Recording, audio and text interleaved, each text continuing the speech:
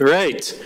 Good afternoon, everybody. It's 4 o'clock. I'll call this commission meeting to order. I'll call the roll. Jerry? Here. Kim? Here. Joe? Here. Kevin? Here. Mike? Here. All right. If folks could stand for the Pledge of Allegiance. I pledge allegiance to the flag of the United States of America and to the republic for which it stands, one nation, under God, indivisible, with liberty and justice for all. All right, is there a motion to approve the minutes from our last meeting? So moved. Moved and seconded. Any discussion? Seeing none, all those in favor of approval of the minutes state aye. Aye. Any objections? Chair votes aye. Minutes are approved. All right, we have right now. First hearing, public hearing regarding conditional use with exceptions by Scott Myers to create a shared office space and self-storage at Storage 43 located at 1234 Kentucky Avenue. Anyone from the public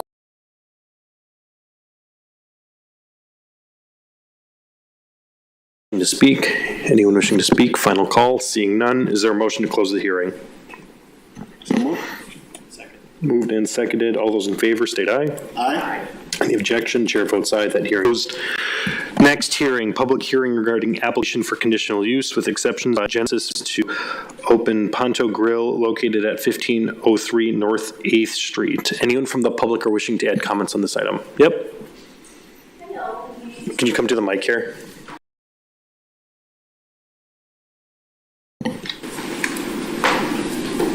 If you can just want to introduce yourself and state your name and address, and then go ahead. Okay. Hello, my name is Genesis Fernandez, and the address is 1503 North Street here in Sheboygan. And I'm going to talk a little bit about my business. The name is Punto Grill, and it is a small business bringing Latin fusion that offer unique dishes that are not currently available in the area, blending Venezuela and American cuisine. Outside or trucking, and inside it will be a small beverage bar specializing in nutrition drinks and energy teas. Thank you. Anyone else wishing to add comments to this item? Anyone else wishing to speak? Seeing none, is there a motion to close the hearing? All those in favor state aye. Aye. Any opposition? Chair votes aye. That is approved. Thank you. Thank you. Next, item 7, public hearing regarding application for conditional install a 4th access point at Old Wisconsin Sausage located at 3402 Crocker Avenue. Anyone from the public wishing to speak or add comments to this item? Anyone wishing to speak? Last call. Anyone wishing to speak? Seeing none, is there a motion to close the hearing? Second. Moved and seconded. All those in favor state aye. Aye. Chair votes aye. That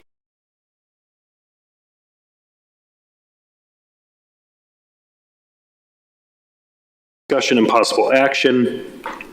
Item 8, application for conditional use with exceptions by Scott Meyer to create a shared office space and self-storage located at Storage 43 on 1234 Kentucky Avenue. Elise, staff report. The building is currently a self-storage facility on 2 floors with 2 vacant floors for office/maker space. The proposed use is to build out the current office area as shared space, plus the construction of both larger commercial storage units for small businesses use and more self-storage on the remaining 2 vacant floors due to the lack of demand for office and maker space. Thank you. Does the applicant have any additional comments to add? All right, Scott. First of all, thank you all for your time today. We are located at the building that we're discussing is a 1234 Kentucky Avenue. We own both self-storage facilities on Kentucky at 1336 as well as 1234. 5 years ago, we finished out 1336 and leased it up And 1234, we were granted access for storage to build that out on 2 floors, the basement level as well as one above the ground level. And then the other 2 open for makerspace or office space. And we left those unfinished at the time. So cautious, they rehabbed. This is an adaptive reuse project, and so they did the entire exterior of the building as well as built out the self-storage. We have since then leased up all of the storage. We're at 90% occupancy plus in both of our storage facilities and the spaces that are designated for storage, whilst the other 2 spaces, unfortunately, those floors have remained vacant.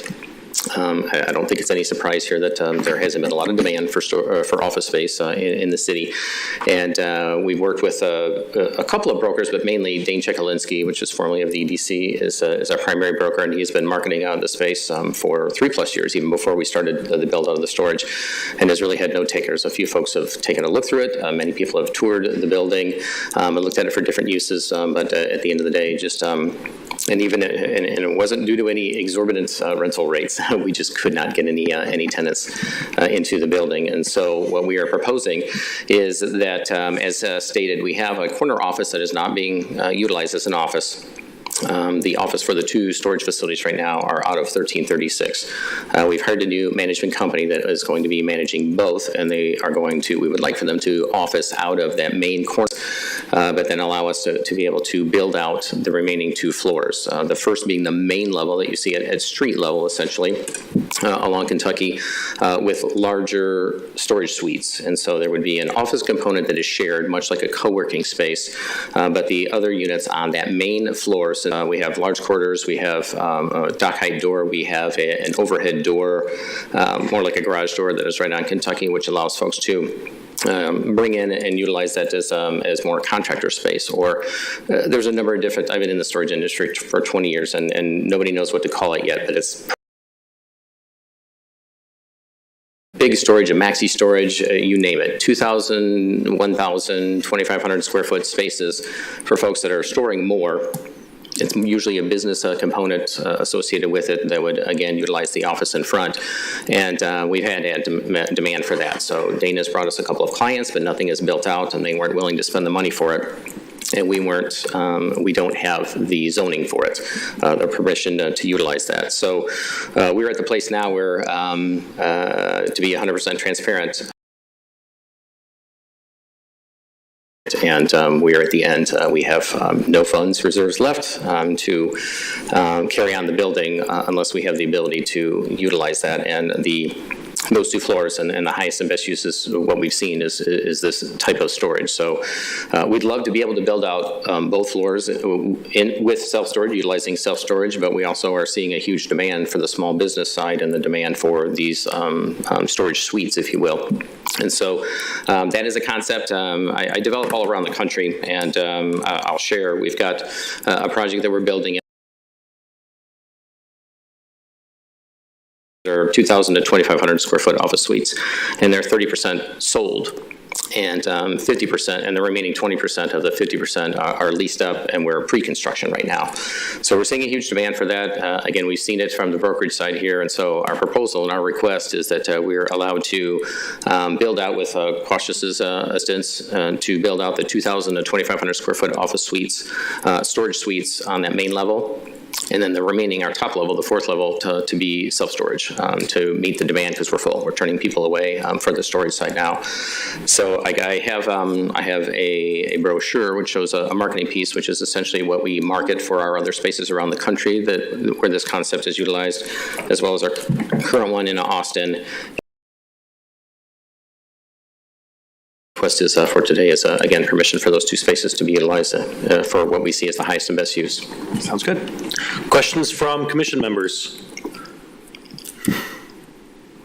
Motions by commission members. Move to approve. Second. Moved and seconded. Final thoughts?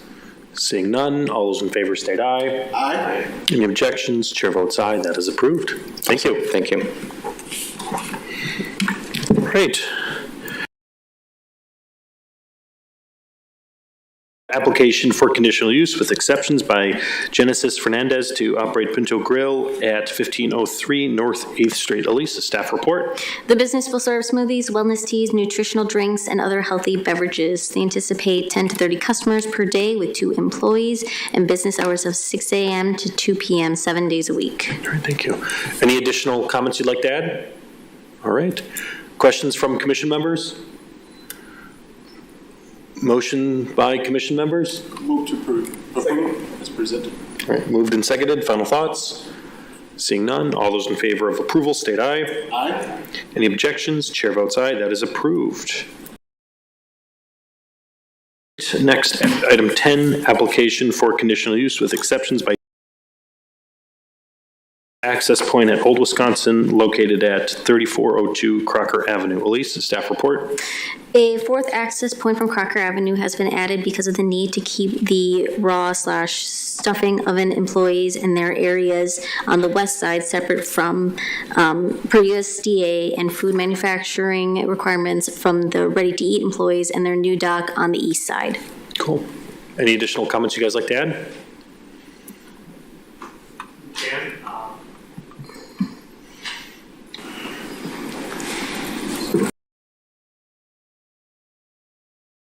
Andy Chappa and their team. Essentially, like it was mentioned in the summary, just wanting to add an additional entrance for a different set of trucks. So there's 2 different loading docks in this facility. Old Wisconsin is adding quite a bit of production capacity into the existing building, so there's a lot of renovations going on inside right now. A whole lot that's changing on the outside of the site aside from adding this loading dock on the east side of the building. And so essentially to service that loading dock, having that 4th entrance and having it be convenient for trucks to come in and out is necessary. Cool. Other questions from commission members? Make a motion to approve as presented. Moved and seconded. Final thoughts?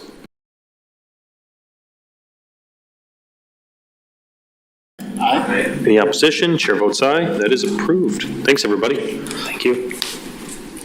All right. If you've been approved, you don't have to stay for this next part.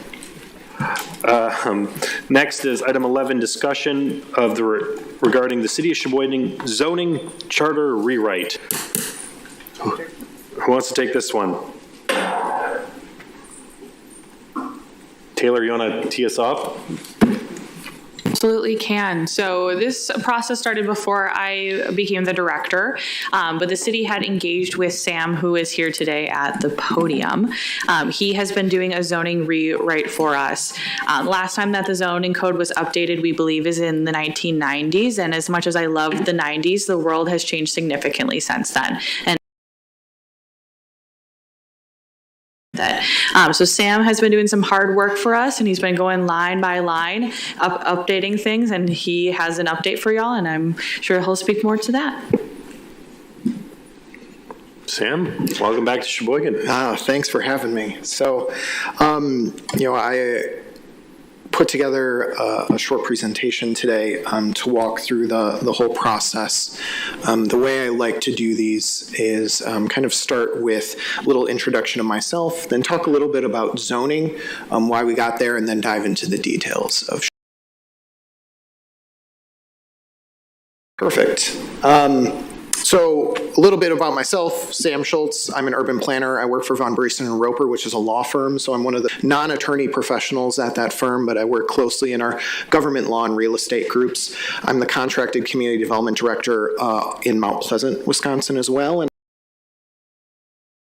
the state. So I get, a foot on the public side, a foot on the private side. Oftentimes I try to bring that knowledge together to help out communities. And I like zoning. This is the boring stuff that excites me. So we like zoning too, so you came to the right. Perfect. Right I love to hear that. A little bit about zoning. A lot of times when, alders get elected or commissioners get appointed, they kind of dive into a plan commission and they're like, here are the rules and regs, here how we go about informs how we rewrite this code. So technically zoning, constitutionally is a police power. Through some of the amendments to the U.S. Constitution, that power is delegated to the states. And then the state delegates it to cities, villages, towns, and counties to administer zoning powers. In your case, the city, through, Section 62 of the statutes, and then some in Section 66 as well. It regulates generally two things. Those are the uses, or what you can do on a property, and then the form, or how structures on that doing those two things. Every zoning regulation fits in one or both of those buckets, and there's a lot of varying types of zoning on how you might approach regulation for those two buckets. Say generally, the historic form of zoning was to be more use heavy. Think really old school, like we don't want that slaughterhouse on the south side of Chicago to be located directly across the street from a residential neighborhood. Like that causes bad health outcomes. So that is kind of, some of the basic, but there are also old historic ways that people looked at the form of buildings. Think like New York tenement law, right? Where you have to provide windows and, precursor was adopted through there. It's really changed over time, but that's the fundamentals of it. Really, we're trying to regulate health, safety, and welfare, and there has been this recent push, both statewide and nationally, to get kind of back to basics in zoning and really focus on, we've had decades and decades of these layers built on or zoning codes amended over time, but ultimately not getting back to what is the fundamental health, safety, welfare concern that we're trying to address here. So as we go through this process, a lot of times that is really, we're going to boil it down, not just to regulate, but to regulate to a specific. There has been this gradual movement, as well as there has been those layers of zoning regulations adopted over time, in getting back to basics to focus on that presumption of property rights. This is America, and we have a presumption of private property owners can do what they want with their property. So zoning is a limitation to that, but as long as you fall within that code, and the city doesn't have free rein just to tell everyone what to do with their property. When I'm on the public side, what I like to tell people who call in is, we're not playing Sim City here. We can't just demand that people do whatever we want. We are within these guide rails of a zoning code. And all those regulations have to have a rational nexus. They have to be linked in a rational way. So when you go to the goals for this rewrite for Sheboygan, a few high-level things that we're trying to accomplish, and these are fairly common throughout kind of modern zoning code rewrite processes. That's streamlining administration and development procedures. So you have by right decisions. If you have a good set of rules, you can delegate simple, task lists, people in and out the door, and kind of cut through that simple red tape. Reduce legal uncertainty as well. Clear and objective standards are good. The attorneys like those. And then flexible standards for complex infill and redevelopment projects. Sheboygan has a lot of mixed historic character with word development, obviously some environmental concerns through like river and adjacency to natural areas. So and regs that help people acknowledge that some of your sites are complicated, particularly if they're a brownfield or an infill redevelopment site, and we want this code to work with it so you don't have to write a planned development district for every single development that comes in the door. Your base rule should be good enough to handle 95% of the types of developments that you see. Also, from broader, some of you are alders, so you deal with this through the budget process, but acknowledging that the state has levy limit considerations, and the only way to through that net new construction process that the state has set up. So, in a city like Sheboygan, really where you have historic level of services that the residents want to see continued, you got to grow to do that, and zoning can be a smartly contributing to that process. Then allowing sensitive infill, as we already talked about, matching some of the neighborhood environment. Sheboygan's also interesting in that it's a community with suburban, urban, industrial, downtown, like these mix of districts. You know, there are simpler cities to work in. I just finished up a code rewrite in the city of South Milwaukee, and they are a fully built out urban community, right? So they don't have to consider as many of the things that you do because they don't have the difference in perhaps suburban neighborhoods compared or suburban commercial. It's mostly an urban style there. So we'll have to anticipate different types of development that you have. Moving on, adding objective site design standards. So things like landscaping and screening, outdoor lighting, parking and access, those things that we're going to be talking about today. We want objective standards. So when someone comes in, you're not just saying, we need to see a landscaping plan, but they can see exactly how the city, what types of landscaping the city is going to mandate and where they have flexibility. As we'll get into, as for an example, we've taken the tack that landscape, when it's visible by the public, is when we're going to with vehicle screening, trash enclosures, things like that. But interior sites, bigger sites, that's where we're not going to have as many rules to let, property owners do what they want to do. So that's where we're starting to draw those objective standards. Incorporating modern zoning practices and policies. So this is mainly updates to state law that I'll get into a sec. And then creating a framework for easier updates over time. Some of these older zoning codes, because they are, buckling under a lot of updates, it's sometimes easier to refresh, but we take that opportunity to restructure the ordinances in a way that's a little bit cleaner, a little bit simpler. If you have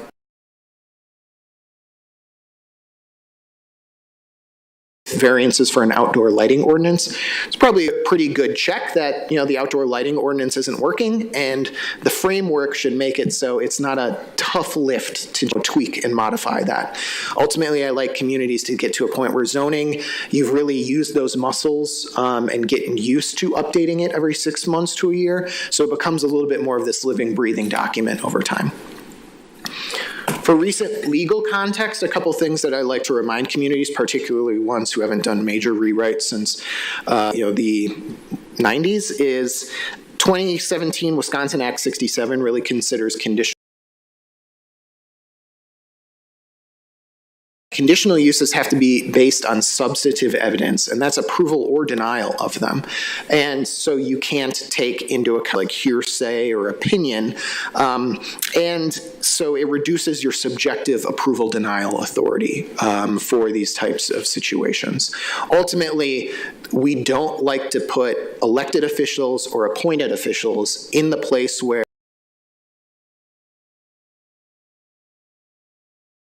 so you have to hear it. And I'm sure you've been through these types of hearings. The neighborhood shows up and they're like, we want you to deny this. And then the city attorney says, you have no legal reason to deny this. And so the elected and appointed officials get put in this rock and a hard place that I think is honestly unfair and erodes trust over time in the whole process, right? And so acknowledging that, we try to again, default to those objective standards that we're going to get into, so you have a lot more clarity in where your powers lie. And then with 2023 Wisconsin Act 16 required that municipalities must grant applications for residential housing development if the permit is complete when submitted. Application is filed. It also limits standing to challenge denial, and the court may order relief directly. So you deny a residential apartment building for whatever reason, they could appeal directly to circuit court, and Sheboygan, a judge in Sheboygan County could just issue all the standards, like whatever neighborhood concerns came up during the meetings. Those aren't, statutory things that the city's adopted at this time. They have to issue the approval, and they can just demand that the city issues that approval without remanding it back to the council or the plan commission for further consideration. So with that in mind, again, objective standards are good, right? We want to feel comfortable in the way that we're approving these types of applications.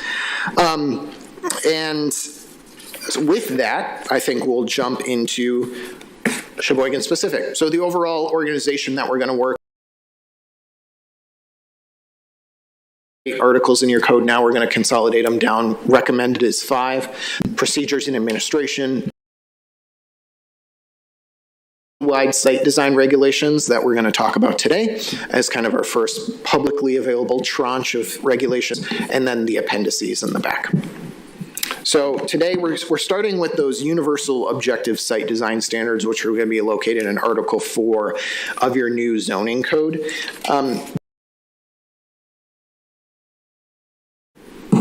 Regulate a site is designed kind of outside the building envelope or use. So landscaping, lighting, signs, historic preservation, public art, outdoor lighting. We'll go through all of these in a sec, but really it's kind of your general site design guidebook. Every zone and every property across the city, and when it's not applicable, we'll specifically call that out. So a good example is in architectural regulations. Sometimes we allow a little bit more flexibility for an individual property owner for a 1 and 2 family house than the standard that we hold a commercial property to. Or for signage regulations, sometimes we allow slightly smaller signs in residential districts because you don't want billboard-sized signs in your neighborhood. So we'll try to call those out specifically, but in general, these are applicable to every property across the city. And I encourage you, as you read through them, whether it's districts, uses, or these site design standards, I like to write broadly applicable types of regulations and then call out the specific times they shouldn't apply, as opposed to writing a bunch of caveats in from the beginning. Please interrupt me. I know you've gotten this as part of your packet. I'm happy to take a second and walk through, take any notes as you all have comments on the section. And really the idea here is that you'll provide me any preliminary feedback. You can provide any of the city staff feedback between now and the next time I'm here. And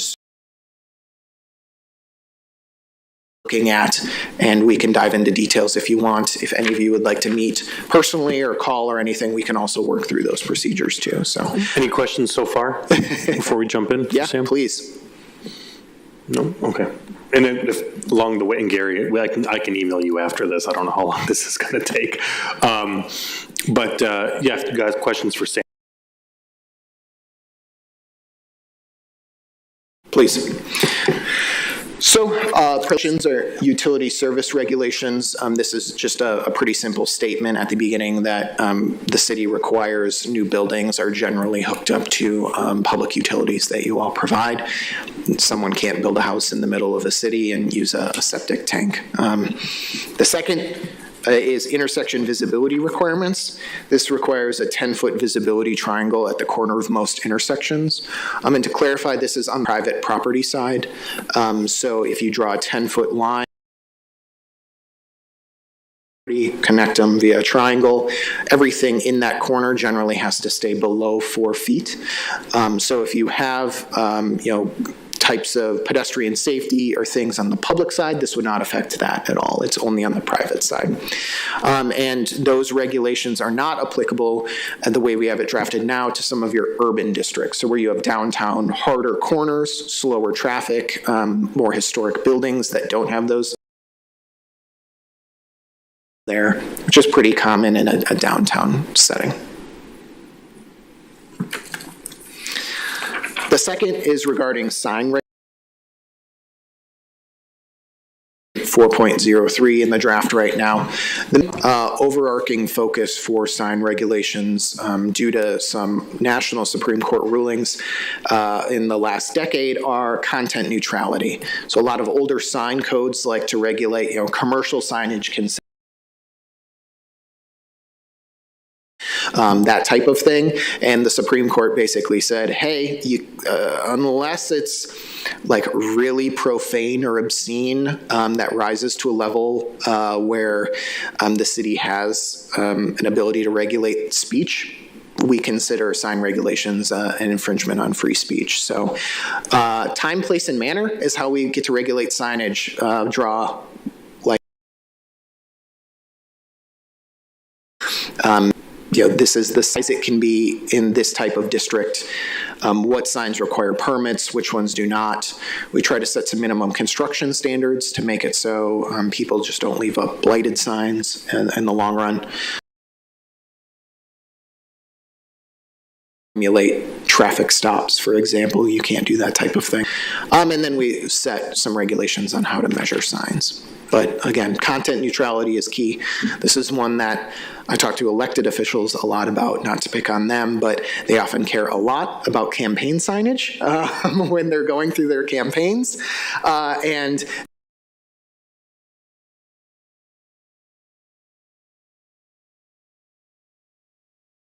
on a property, someone could say, put up that same size sign. It could be completely say whatever they want. It doesn't have to relate to like a political campaign or a candidate or anything else. So it's a little bit tough sometimes for communities to get their head around that. Again, like people like the 30-yard campaign signs.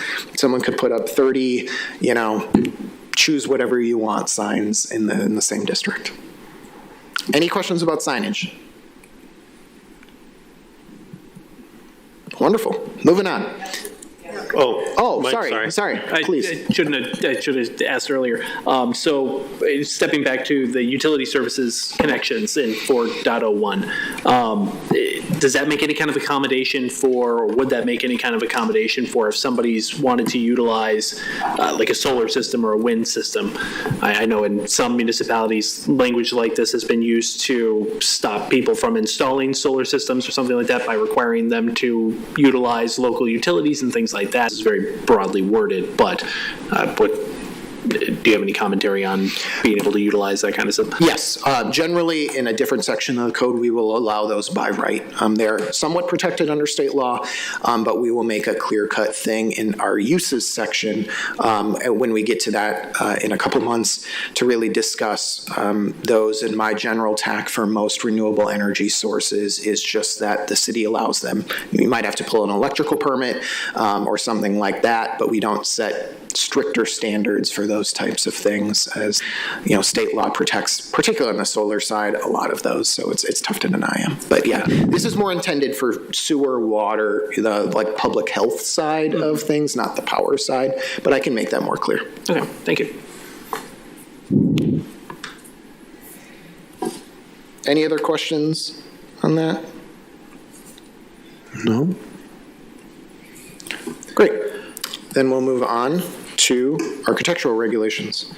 This is our attempt to take a light-handed touch on some architectural regulations, set some materials requirements, some general urban downtown facade type regulations to encourage, people can't just board up the windows on a historic commercial building. And, we've all seen that bar that on the front. We're trying to, encourage people to go back to the historic way it was built. But, in Sheboygan, like many communities, does not have a overarching singular architectural thing. You're not New Glarus, right, or like that, where you have a single design, architectural style design focus. So this tries to set a general minimum standard while still allowing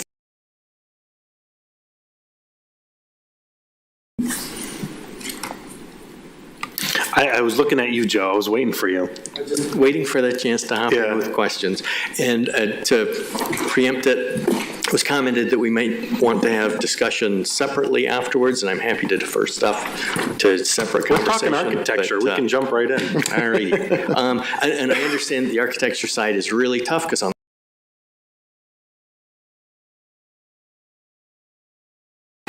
but architecture is largely subjective, so yes, it is one of the toughest ones to write zoning regulations for. The state of California, for example, requires solely objectable state-mandated design regulations, and so they have incredibly detailed architectural guidelines. So I would say, yeah, open to feedback, but I use terms like visually pleasing, which is great, but whose discretion? There's mention of, when we get to the alternative compliance regulations, the community development director, and presumably that staff person is the arbiter of that visually pleasing standard. The current staff position that we have, or is that something that we created? I'm just curious what the architectural licensing one in that position.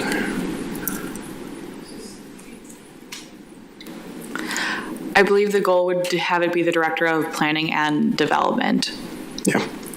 And is there an architectural training component? There absolutely can be. Okay. That I think would help set my mind at ease, because it seems like for a lot of being cut out of the discussion.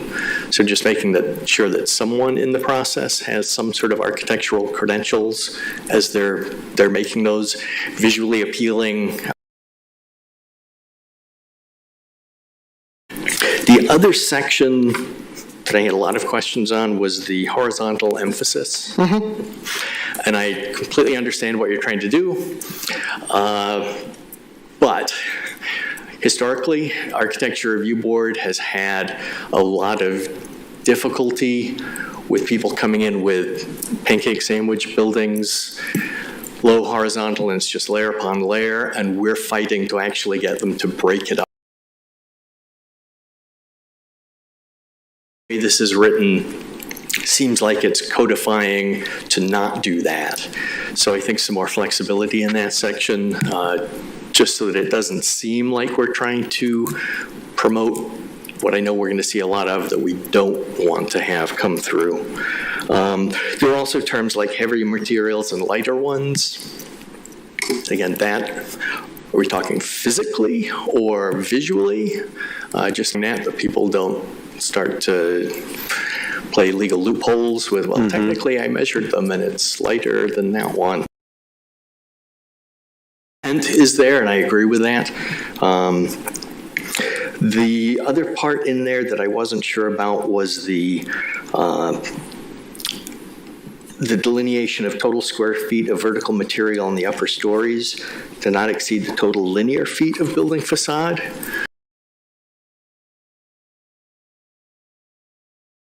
A cap of a vertical element at the top that could only be 1 foot high.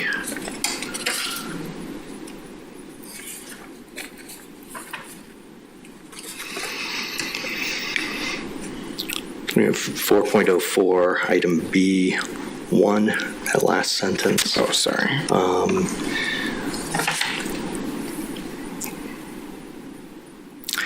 And it talks about on each facade only horizontally. And I think there are times when vertical use of material has worked really nicely.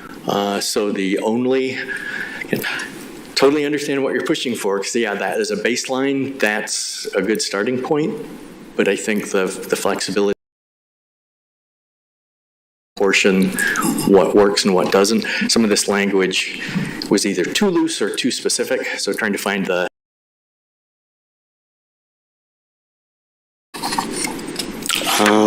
and then the only other comment, the materials. I know we've had pushback on materials before. I think this is pretty similar to what the previous ordinance had. But there have been times where, from affordability and being able to get a project to actually work,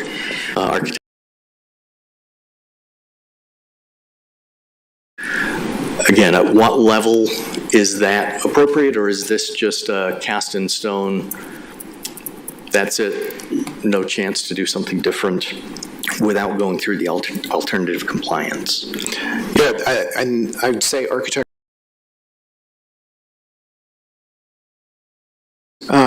So I will, it's often not to completely defer my responsibility, but my answer is generally like, you tell me what you want, because it is on the more subjective side. So, greater mix of vertical stuff, we can certainly, incorporate that. But for materials specifically, I completely agree. It is the crux, affordability versus building style. So if you want me to lighten up those requirements or eliminate them entirely, it's not hard to do that. My personal preference is, I think as a starting point, these are great. I think there will be specific instances where there'll be pushback where we won't be able to demand these materials if we expect something to happen on a specific site. So in that case, are we kicked into the alternative compliance, or is there another review mechanism that gives the potential to modify? Again, if it's back to the community development director's judgment.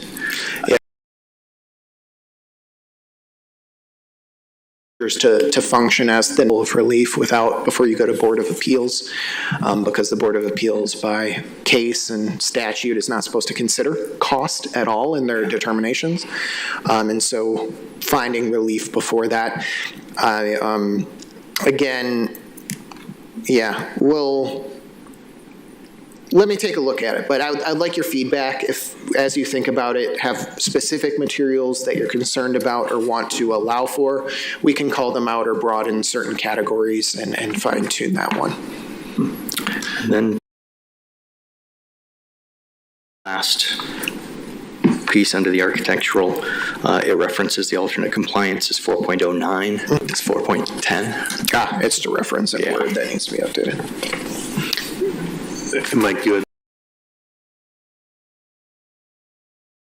fellow commissioner's point on the materials, would it be possible to, instead of delineating each individual facade required material, would it be possible to instead change it to like a performance-based durability test? Because I know there's a lot of changes happening in material science right now, a lot of different new composites that are coming out.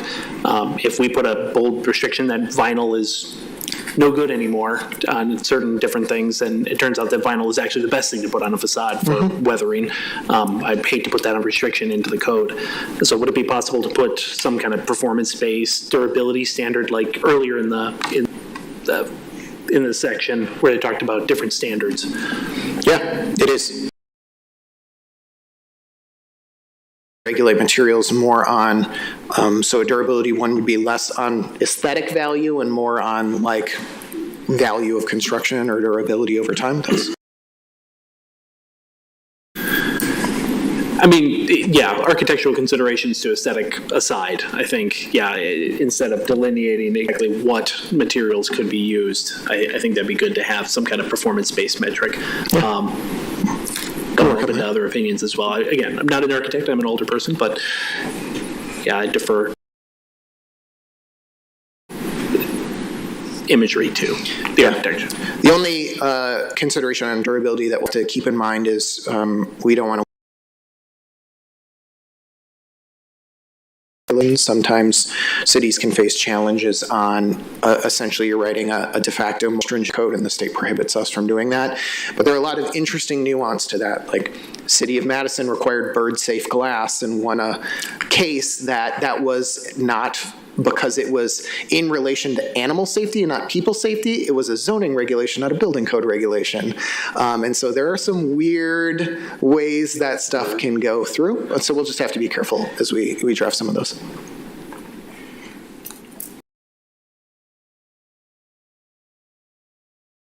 Thank you. anyone else? No? All right, let's keep her moving.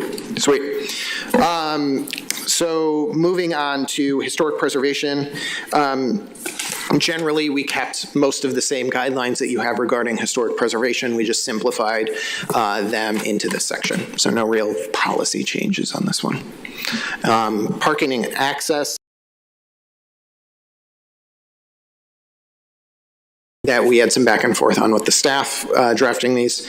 Really, this is setting a few things, minimum standards for bicycle parking, which is required generally, and then long-term bicycle parking is not required, but short-term is for larger buildings, so people will have a place to park their bike. Sidewalks and internal pedestrian circulation systems, more important because you have a suburban component to a lot of your city, but that's generally saying there should be be sidewalks along property lines in the public right-of-way or in a private easement. And then a property owner would have to connect their main entrance to a public sidewalk, and there has to be some design considerations involved in how you cross that internal pedestrian circulation system. So they can't just dump you out into a parking lot and say, make your way to the front door. There has to be kind of a clear delineated path for that. Setting some parking area standards for minimum parking counts and design of parking lots, because that is a lot of public complaints come in those sides, especially as they age over time. On the count side, most of the trend has been to reduce parking or mandatory parking counts. So we tried to set some minimum standards and then build in some logical ways that property owners could find relief, particularly your downtown property owners. You know, you're not going to require someone occupying a space to build an entire new parking lot. So we've tried to test those, and we'll continue to do that. Setting some limitations for heavy parking, stacking and drive-through requirements, public impact, traffic impact analyses requirements. Those mostly mirror the DOT's requirements for traffic impact analysis of compliance. If you get, you know, that Costco with a gazillion parking spaces that are always full, sometimes they need a You said minimum parking standards, so you set me off here a little. What other, I know kind of the trend has been to eliminate overall parking standards across the country and kind of putting the more onus on, the developer, the builder, the property owner, of, in my opinion, an arbitrary bureaucratic number that is forced on their Wisconsin cities that are taking this trend of eliminating parking standards, pros, cons, and differences. I know this is feedback we get from folks that want to develop and invest in our community. If sometimes our numbers are arbitrary, so just the more freedom we want to build or develop in our area, and I'm always a fan of cutting bureaucratic red tape too, and I think this is one of those sticking points. So I guess any feedback on that? I'm always in favor of eliminating parking minimums, and then letting the developers, or the property owners drive and dictate their numbers. I would say that is my platonic idea, to cut it out entirely, but in my experience, most political bodies are not willing to take that full step. So, if you all want me to take parking, I can cut it. If you don't, there are some reasons to keep them in if you're concerned about people taking advantage of it, or your parking authority has expressed something about in comparison to a lot of communities. So we've taken I would say most circumstances between the credits and the actual requirements, you won't have a ton of mandatory. You need in a little bit of a double check. But in the future, if you find that you want to eliminate them, it's always easy to take it out, in 5 years, 6 months, whenever you want to do it as well. Okay, so I had two. Mike? Yeah, thank you. So my priority is also to eliminate as much parking as possible in the downtown area and in the area. Would it be possible to even reduce any kind of parking in those urban corridors, like you mentioned earlier, like Indiana Avenue, downtown, Michigan Avenue, are already existing urban areas? Would it be possible to allow for parking minimums to be lifted in those areas as kind of a compromise? So if other areas would like to maintain their parking minimums, but loosening them even further in the downtown and the urban areas. Ideally, again, I would like to remove them as much as possible, if not completely eliminate them, to allow for more incremental development throughout the city.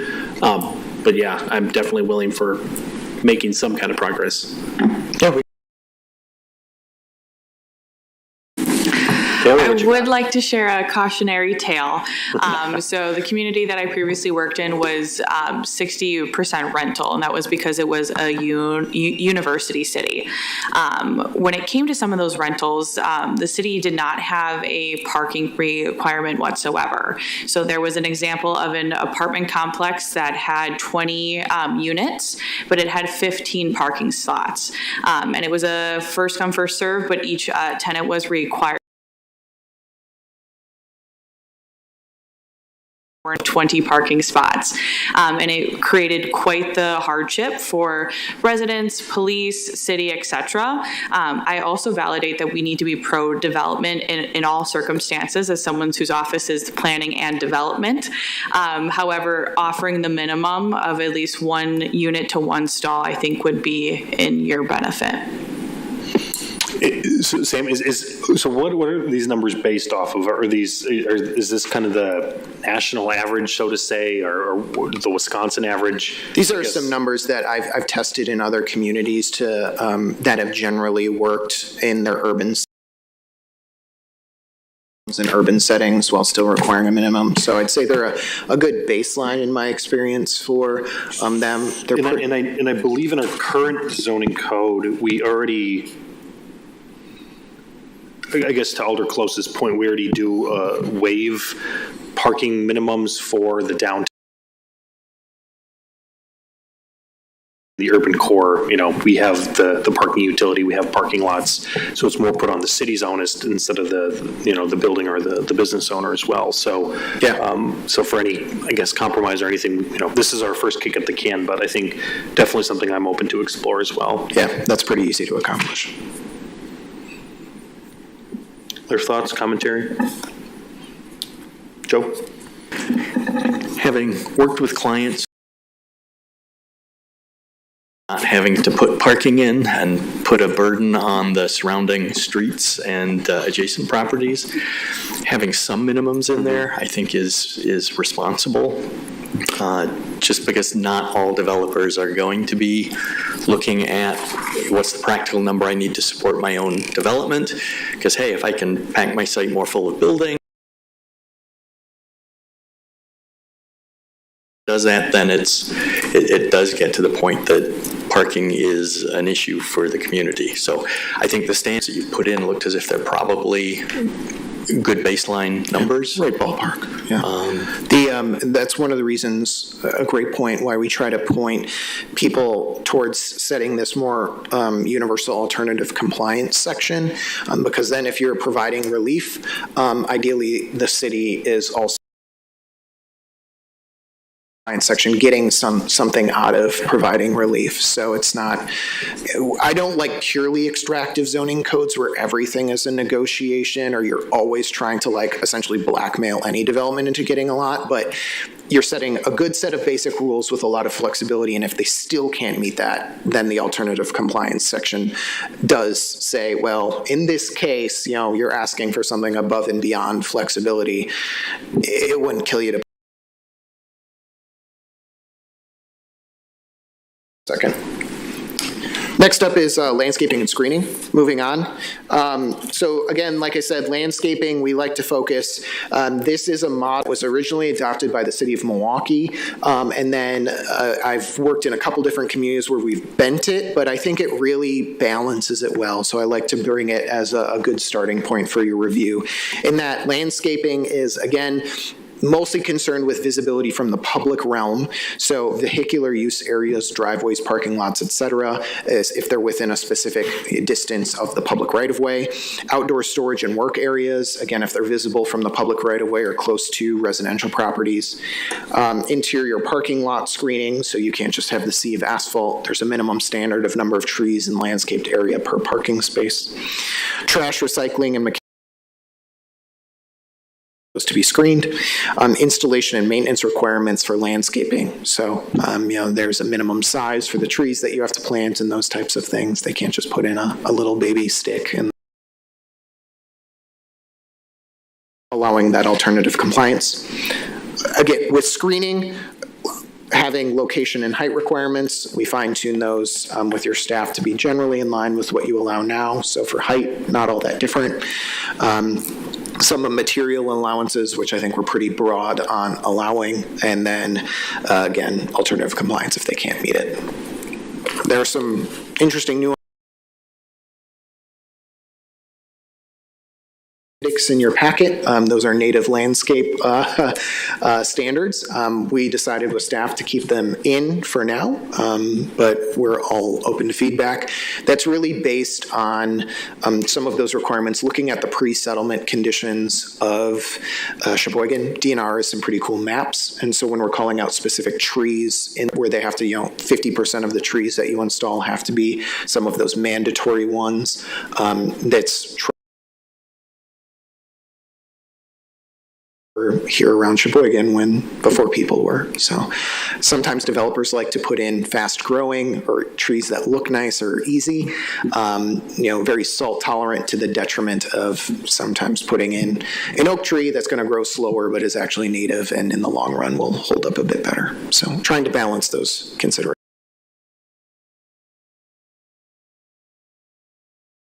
Of what looks good and public would like to see, what is objective, while still not trying to be over onerous and requiring, a gazillion pieces of landscaping throughout a site.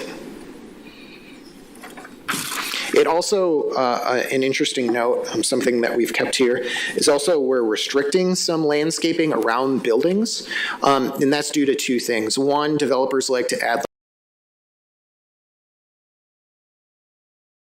they like to install those and sometimes call it a day. Be like, we put the shrubs like right below the buildings or the window boxes, and then you get out closer to the street and it's pretty barren, if there's a parking lot out in front closer to the street right of way. So this is trying to reverse that trend. Also, not as much here, but over time, some of the fire codes have actually required people to pull some landscaping away from their buildings. So while that's not the primary driver here, it is kind of in architecture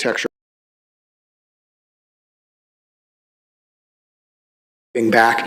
It also provides a nice utility area around a building too, to reach water meters or provide other screening options. So just an interesting caveat that might be a little bit different than how buildings look in Sheboygan now. Questions so far? All right. 4.08, this is outdoor lighting. So we're adopting some standards. These are largely based on some model dark sky codes that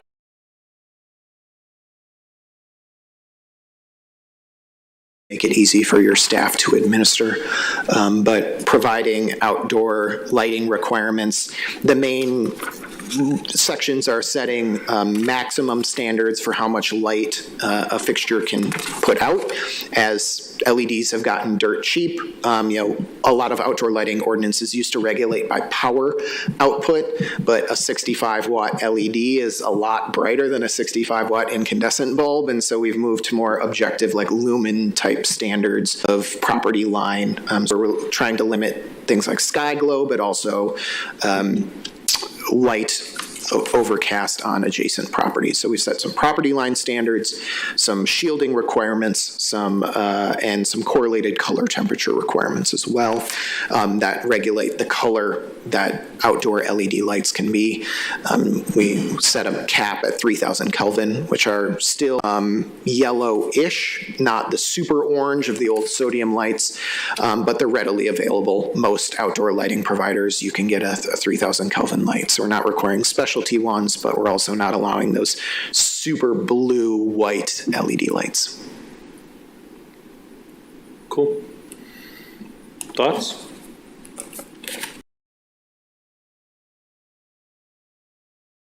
Next up is public art.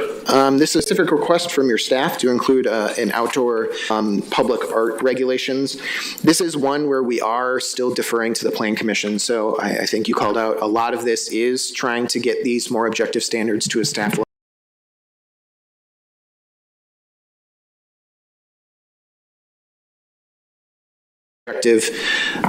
It's a good time to have a plan commission because then there's a double check, a more formal process, that type of thing. So it's setting some minimum standards for public art, how people apply, and then you all will have some leeway, but also some standards to review those applications.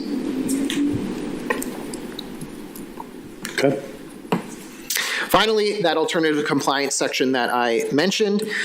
So really, if someone can't meet where we're calling out alternative compliance is allowed, they'll make an application to your staff who will say the subject site, the staff has to find that there's some level of one or more of the conditions listed in the ordinance. So space limitations, unusual shape, physical conditions on the site like topography or soils, safety considerations such as intersection visibility, utility locations, et cetera, or alternative architectural plans will provide an equal or better means of meeting the intent of the division regulations. So when we're calling out purpose and intent at the top of each of those sections, sometimes people can get creative and provide that. So step one, your staff have to find that is one of those things is true.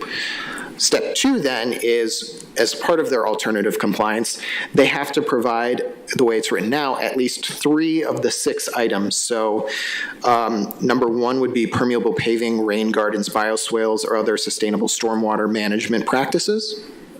Southeast Wisconsin has found that those can be pretty valuable, particularly in urban environments recently, so encouraging those. Inclusion of site amenity paired with scoring sheets for things like LEED for the U.S. Green Building Council meet environmental goals or objectives. So if people are going for LEED Gold, that would be one of the qualifiers for a building meeting alternative compliance. Inclusion of safety-focused street design elements. So if they're really going above and beyond to provide things like the surrounding area and making improvements to wider site. Those as alternative compliance measures, as are of value to the public. Also meets economic development objectives that you all set through either TIF goals or other formally adopted financial modeling policies. Essentially, they're paying in more than they're getting, or they're meeting some other TID project plan type goal. Number 5 would be plans include unique design from the Plan Commission believes, or Development Director believes, would be of value in and of itself. It's not the underlying use. The art museum, but that type of thing. I'd say it's not common, but we like to throw it in there. Yeah, Joe? Again, definitions, who defines whether the architect is renowned or not? Right now would be the staff. Language that it's to generate tourism from the architectural design. Mm-hmm. That one seems kind of nebulous architecturally, and is it to provide a good building or building Disneyland? Where is the line between those? Do people stay overnight to see it? I'd say it's pretty rare, but the idea is often paired with historical. Disneyland, I think, would not be a good example because people are coming for the underlying use of the structures. They're not going to Disneyland just to marvel at the beautiful buildings, although I'm sure someone has, but that's generally not why people are going there. They're going for the theme park use underlying. Down in Racine County, an example might be the SC Johnson headquarters, where people are going, not that they care about a home products company or the office space in line, but they're going to see some Frank Lloyd Wright architecture. So I'd say it's rare, but we encourage it. Someone really wants and beyond, it's included as something in there. But I would not one out of the 6 that we've laid out. Cool. Questions? General questions so far, overall? I guess, Sam, next steps. Taylor, next steps? Yes. Next steps. Joe? If we're still on the required alternative compliance elements, just again, there was a little bit of a disconnect there for me with the architectural, that if you want to do something other than what was specifically called for in the architectural section, it's kicking you to then the alternative compliance regulations to accommodate creativity in architectural design, but then you're also required to provide at least 3. Mm-hmm. So architecture is probably just a bad word. We can change that to site design if that's broader. It's meant to be a more broad section. Okay, but the architectural section does kick you to the compliance section. It does. So just making sure that the tie between those is.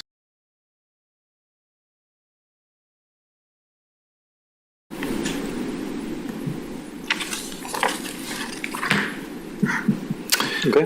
All right, so next steps, in a couple months, I'd like to come back, and we'll try to tackle Articles 2 and 3 will be districts and uses. So the way I decided to do it in this order, that I'm recommended that we do it in this order, is when you're comfortable with these site design standards, where cities try to specifically regulate uses becomes less important. So we're typically going to propose a much more consolidated, broad use categories.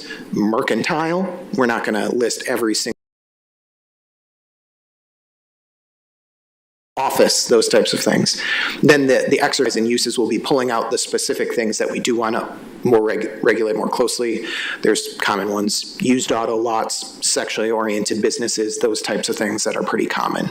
But when we're comfortable with these site design standards, you might care a little bit less about the underlying use of the building, because generally you know that a new development is going to look at least a baseline level pretty decent. And so dealership that has a ton of parking area, there's some minimum parking standards and landscaping standards in here where you might feel a little bit more comfortable with the location of that than you might otherwise do. That's just an example. We can talk about the specific uses that you're all concerned with when we get there, but that's why I've done it in this order. Is I want you all to feel comfortable with this order so we can be a little bit more broad in our districts and uses standards. The districts will also get into, again, we're going to recommend consolidating at least some of them so that you don't have a ton of them out there. We won't get down to 3 or 4, but we'll probably be fewer than 10, which should be pretty nice. So cool. I'll be back in a couple months with that. In the fall, through the winter, we'll start our GIS testing. As you all get comfortable with this, we'll start working with the staff to test the GIS map, get you a zoning map, what area is zoned what, that kind of thing. And then in December, and the rest of the appendices, make sure the definitions are all cleaned up. It should be ready for adoption in early 2026. Perfect. Thanks, Sam. Thank you. All right, we've exhausted our agenda. What is the pleasure of the commission? All those in favor? Aye. We're adjourned at 5:06.